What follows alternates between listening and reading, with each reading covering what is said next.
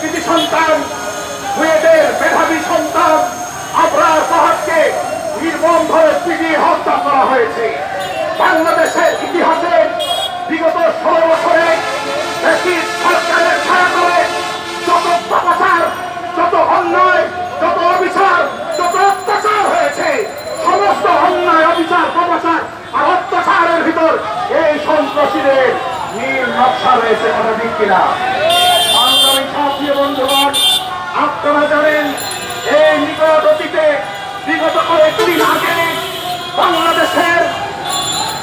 বাংলাদেশের স্বনামধন্য একটি পত্রিকার সাংবাদিক জনাব মাহমুদুর রহমান আপসহীন ব্যক্তিত্ব বিগত ফ্যাসিস্টদের নানাবিধ নির্যাতনে নিষ্পেষিত মজলুম এই কলম সৈনিকদের বিনাশ করার জনাব মাহমুদুর রহমানকে তারা নির্মমভাবে আক্রমণ করেছে ইসকন এবং তাকে হুমকি প্রদান করা হয়েছে। কথা দিচ্ছি না ভাইরা আমার, আমরা বলতে চাই এই ইসকন নামক কোন ধরনের ষড়যন্ত্রকারীকে বাংলাদেশে আর কোন ষড়যন্ত্র চক্রান্ত করতে দেওয়া হবে না।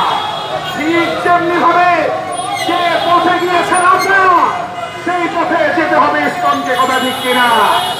যেই ষড়যন্ত্রকারীরা, বিশৃঙ্খলা সৃষ্টিকারীরা বেশি শক্তি ব্যবহার করে, রাষ্ট্রযন্ত্রকে ব্যবহার করে এদেশের মানুষকে যারা শোষণ করেছে তাদের কোন বছরতে বাংলা স্বাধীন বাংলার মুসলমানরা বরদাস্ত করবে না।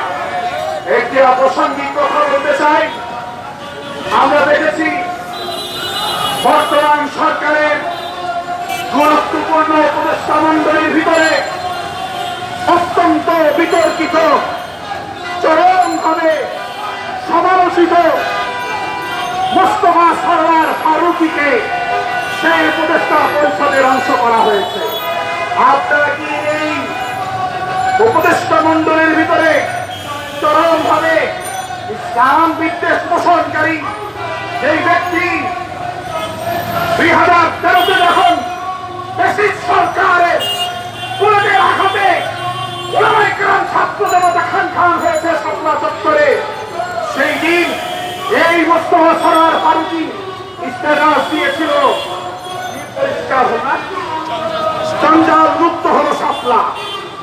আমরা দেখেছি বাংলাদেশের ধর্মীয় যে অনুশাসন, বাংলাদেশের 99 মুসলমানের ধর্মীয় যে চেতনা এবং বাংলাদেশের সকল ধর্মের মানুষের শান্তিপূর্ণ সহাবস্থানকে বিনষ্ট করবার যে ভয়াবহ চক্রান্ত এলজিবিটি তথা সমকামিতা, এই সমকামিতার বিভিন্ন নাটক সিনেমা তৈরিকারী এই মোস্তফা সরওয়ার ফারুকী।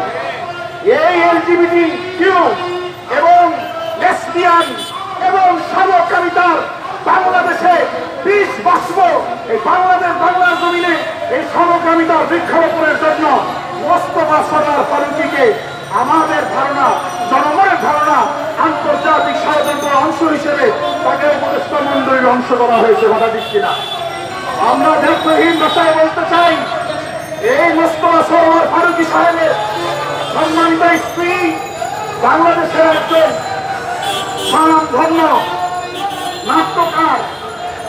এই ফ্যাসিস্টের আমলে যে নির্মাণ করা হয়েছিল একটি সিনেমা, সেই সিনেমায় এই ফ্যাসিস্টের পক্ষে এবং তাদের সার্বিক কার্যক্রমকে সহযোগিতা করবার চিত্রে এই মোস্তফা সরওয়ার ফারুকীর স্ত্রীকে চিত্রায়ন করা হয়েছে। কথা ঠিক কিনা? এই জন্য আমরা দীর্ঘহীন ভাষায় বলতে চাই এই মোস্তফা সরওয়ার ফারুকী সাহেবের উপদেষ্টা পরিষদের অবস্থান এবং তার যোগদানকে এদেশের তৌহিদি জনগণ, এদেশের স্বাধীনতাকামী মুক্তিকামী জনগণ ভালো নজরে নিচ্ছে না। অভিশপ্ত উপদেষ্টা পরিষদ থেকে তাকে অপসারণ করতে হবে, না হয়তো 70,000 গ্রাম বাংলায় তার বিরুদ্ধে কঠোর কর্মসূচি আসবে।